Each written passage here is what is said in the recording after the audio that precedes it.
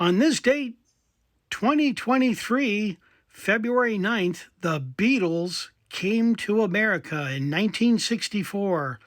So today I'm celebrating and sharing with you some of the cool things that are from America, definitely. So the only crazy thing about this is, for me being Beatle Brad, in 1964 I was only 2 years old.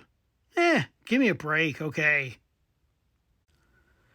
So this is my original 45 of I Want to Hold Your Hand. And at that time, America was going through some very serious grieving because we just lost Kennedy at that time.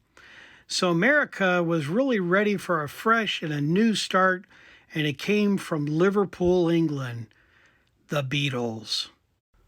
In New York City, one of the local DJs, Murray the K, kind of took on the Beatles as his own, and they started doing all kinds of commercials and radio promos in New York for the Beatles coming to America, and they were counting down the time and minutes and seconds in Beatle time, and I've got those commercials originally. I'd love to play them for you, but due to copyright I can't do it. But anyway, so the Beatles and Murray the K were a great inspiration of starting off the Beatles immensely, Murray the K.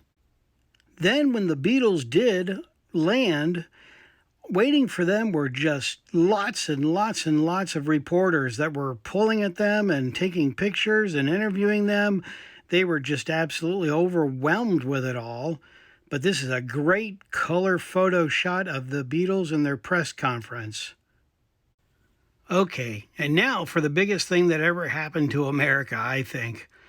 The Beatles on Ed Sullivan Show, February 9th, 1964. And this is why we're celebrating this 59 years ago. But the big celebration will be next year when it's the 60th. Man, I hope they have something really terrific for that. Here's another terrific color picture of the Beatles on Ed Sullivan.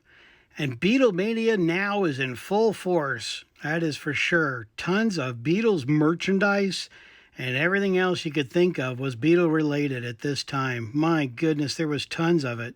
And I've got it to prove. I certainly have filled my room with Beatlemania.